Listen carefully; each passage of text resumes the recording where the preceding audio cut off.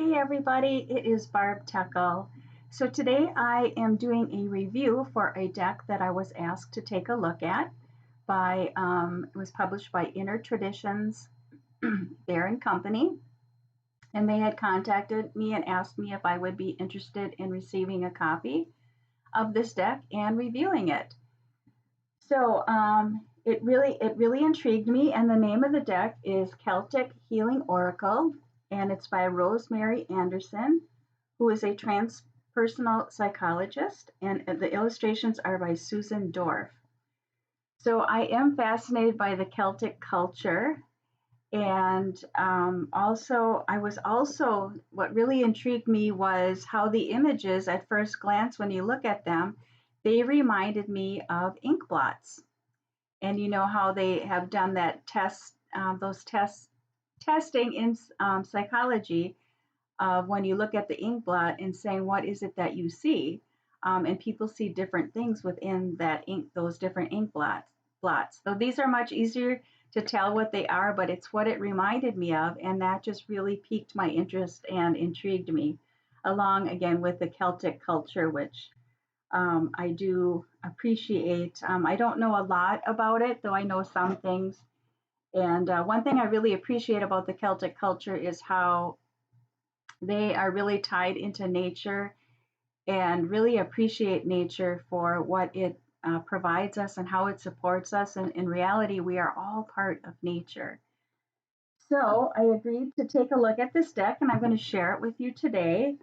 And I made a couple of notes here. The first thing I want to share is from the publisher's website, what this deck is about. And the cards feature black and white symbols representing goddesses, gods, cauldrons, leprechauns, fairies, who doesn't love fairies, animals, trees, and other figures to express the Celtic way of carving reality from darkness rather than light. And the accompanying booklet, which here's the booklet, or the accompanying guidebook, I should say, explores the meaning and mythic background of each card, the Celtic worldview, the principles of Celtic divination, as well as how to use the oracle to receive answers to specific questions. So I must also say that the author of this deck, Rosemarie Anderson, is also a poet, and I'm going to share a little bit from the booklet about her journey to creating this, and you're going to hear how poetically beautifully she writes this. I was just so touched by her journey and what had her come to creating this deck. So I think maybe I'll just start right there right away. Yeah, and then we'll go into the cards. So I made a note here. It's on page 2. So she starts out, or she says, my personal journey to create this oracle system began nearly 40 years ago when I lived in Germany in a mountain town above the confluence of the Rhine and Neckar rivers, once a Celtic stronghold. I was then an academic dean, passing as a high-functioning administrator and professor of psychology. Yet, in my private life, the timeless memories held in forests and land around me spoke to me through sensations and dreams. Memories touched me like air caressing the skin of a newborn. Memories of an ancient time when the earth was the heart of knowing, and her creatures were as familiar to one another as we might be to friends and lovers.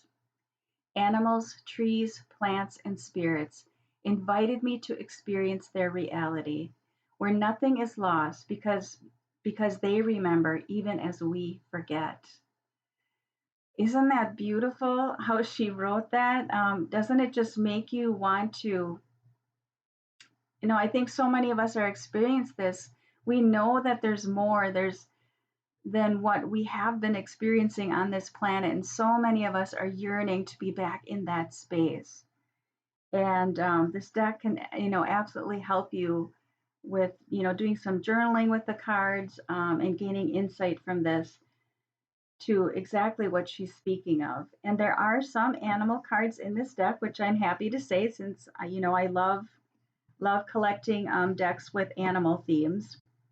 So these are 64 cards in the deck. This is the back of each card.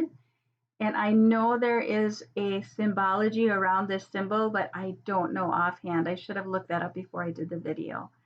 But maybe I'll look that up and then I'll just share it in the description below. That's what I can do. So, like I said, they look like ink blots, and how these were created, which I found fascinating. I don't think I've ever seen something in an oracle deck like this before. So I did go through the deck and I picked out a couple of the animal images because I'm very drawn to animals. And then I'll share a few of the other images from the deck.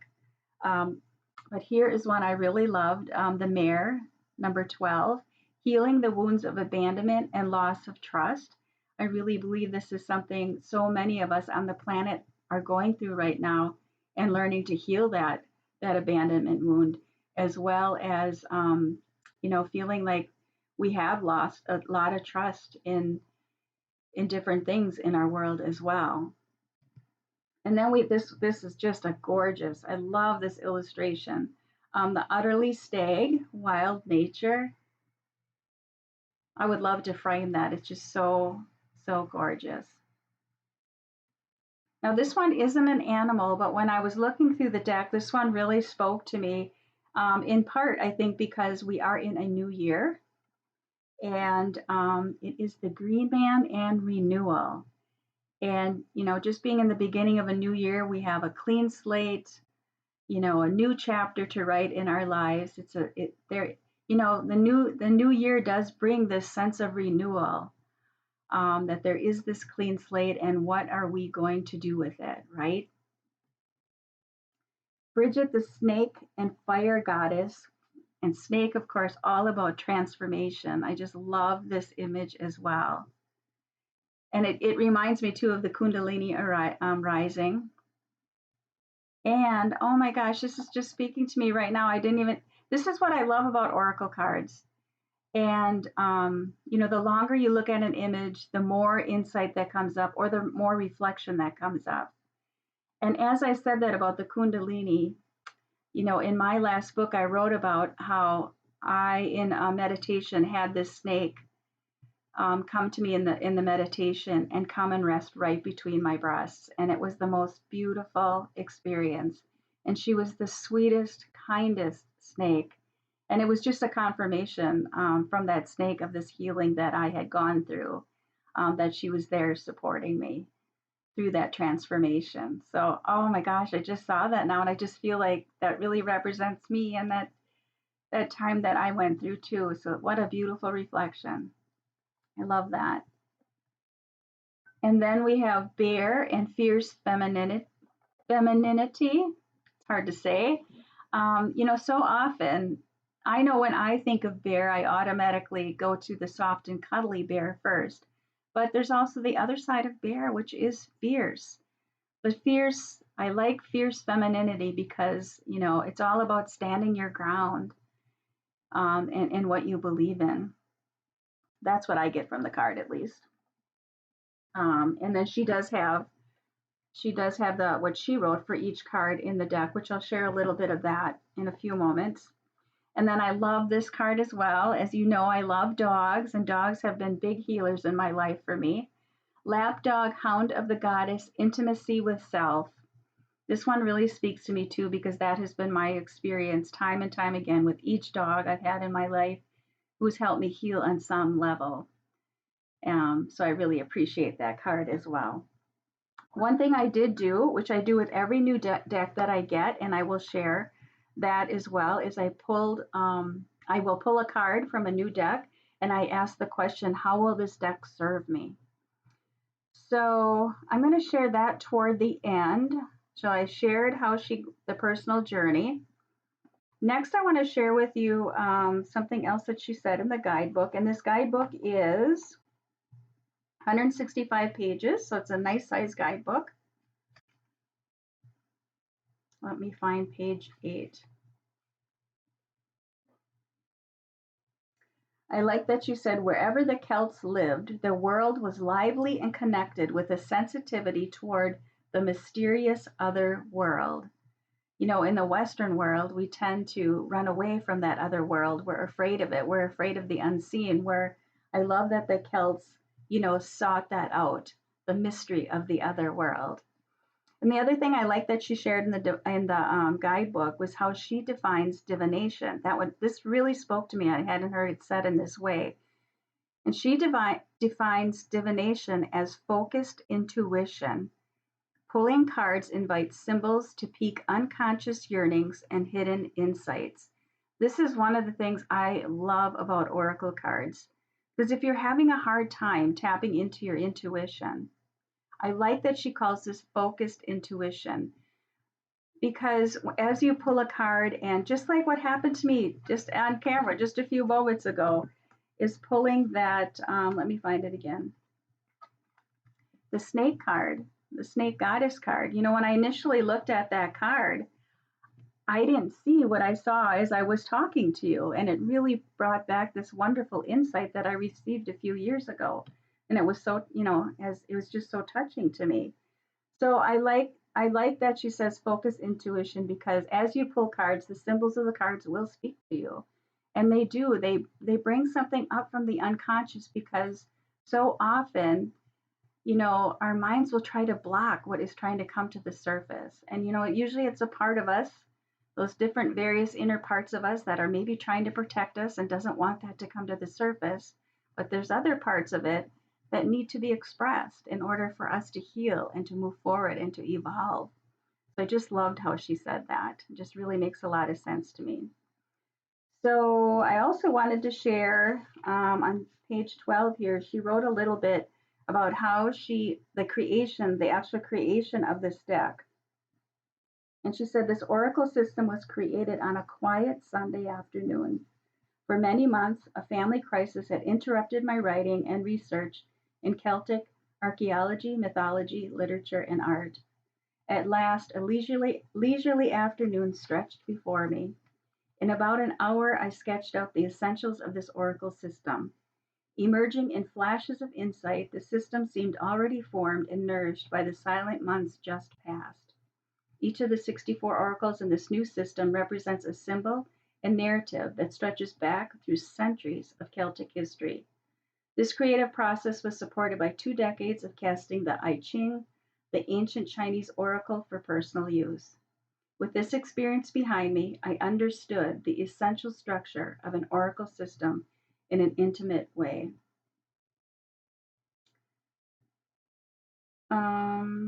Yeah, so I just love how on a quiet Sunday afternoon, it just all came together for her.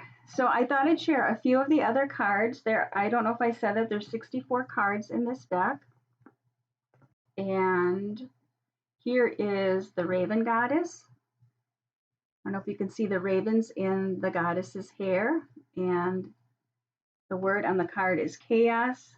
We have the Sacred King and the Oath.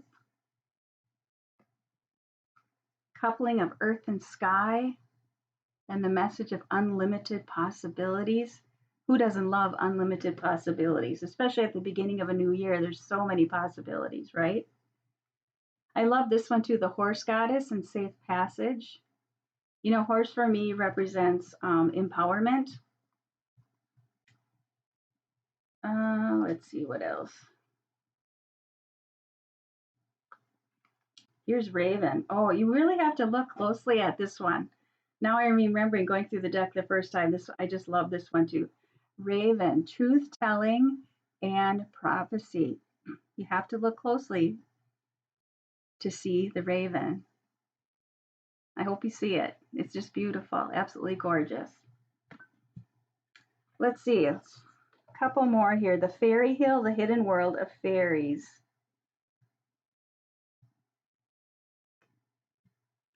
Very well done. I just find this fascinating, how these were created to look similar to the ink blot. And fairies of music, dance, and performing arts, merriment. It's a joyful card.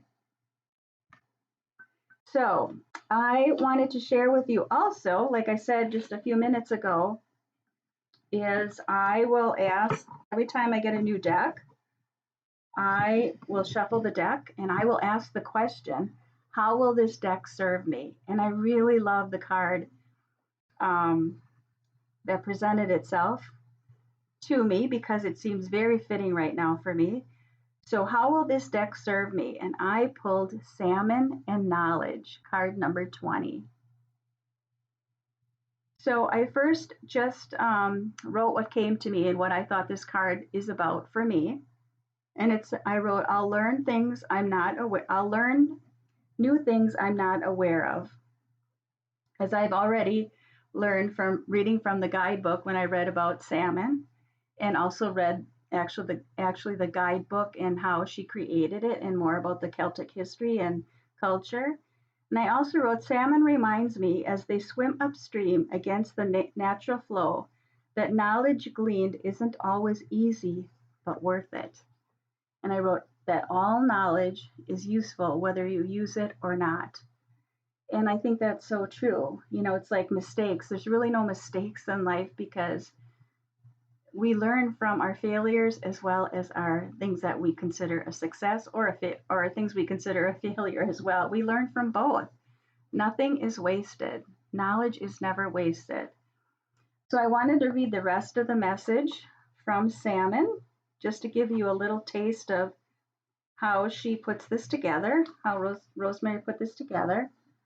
So Salmon is about invoking artistry. And she writes, if you choose this card, the ancient wisdoms in your innermost being seek expression in the creative arts, especially poetry, painting, drama, and singing. That really spoke to me as I continue to, look at different ways to express myself, which I've been doing more and more in mixed media. So that really spoke to me at this time. She goes on to say, creative events, ingenious people, and the grandeur of nature may attract as never before. I think so often creative people do pull from nature as their inspiration. Like the magical salmon feeding on the rowan berries at the bottom of the pond, creative insights and wisdom come from a deep well within you. New ideas beg expression in words or images. As they pass through, write them down so they do not get lost in the ongoing flow of change. How often is it? I know for me, when I'm actively writing a book, I'm not just writing my book when I'm sitting at my computer. I'm writing when I'm driving my car. I'm writing when I'm in the shower. I'm writing when I'm cooking. And these thoughts come to me. And if I don't get them down on paper, they're gone forever. And then I can't seem to get them back. So I appreciated that message and reminder from Salmon. However unexpected or strange they may seem, seek the deepest insights and stay with the sensations and impressions until they shift into words, images, music, song, or actions. Cut yourself some slack from the grind of trying too hard and wait patiently. In time, your new or renewed artistry will develop and increase, benefiting both you and others. So how often it is when we're in between something, in between projects, in between something we're trying to express in the world or create, that can feel very uncomfortable. But salmon is reminding us to be patient. And you just think about how the salmon swims upstream. It goes against the flow, and yet it all works out. It all works out. So this is a gorgeous deck. I would invite you to check it out. Again, Celtic Healing Oracle by Rosemarie Anderson, and the illustrations by Susan Dorff. And I'm sure you can get that through the publishing company, Inner Traditions Beer and Company, or through Amazon as well, or your local bookstore too, I'm sure. So beautiful deck, and I was honored to receive a copy of it and to share this review with you. All right, everyone, take good care. See you again. Bye-bye.